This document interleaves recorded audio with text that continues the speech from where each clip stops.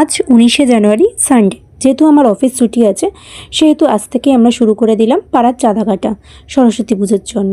তো এখানে পাড়ার বাচ্চারা সাথে তাদের পেরেন্টসরা এবং আমি চলে এসেছি তাদের সাথে চাঁদা কাটবো বলে। আমাদের পাড়ার আশেপাশে মোট 3 থেকে 4খানা পুজো হয়। আমাদের বাড়িতেও সরস্বতী পুজো হয়, সেটা একদম আমাদের বাড়ির সামনে একটা ফাঁকা মাঠ আছে, সেখানেও আমরা পাড়ার কাচ্চারা মিলে সরস্বতী পুজো করি।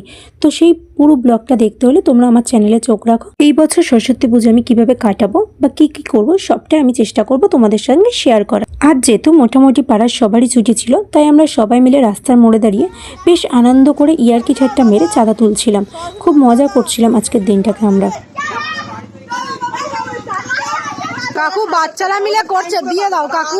যেহেতু এবারে আমরা অনেকটা লেট করে চাঁদা তুলতে বেরিয়েছি, সেহেতু আমরা প্রায় 4টে থেকে 6টা পর্যন্ত চাঁদা তুলি, যাতে একটু টাকাটা বেশি ওঠে। কারণ হয়তো আবার আমরা পরের রবিবার চাঁদা তুলবো, কারণ মাঝখানের দিনগুলো সবারই পড়া আছে এবং কাজ আছে।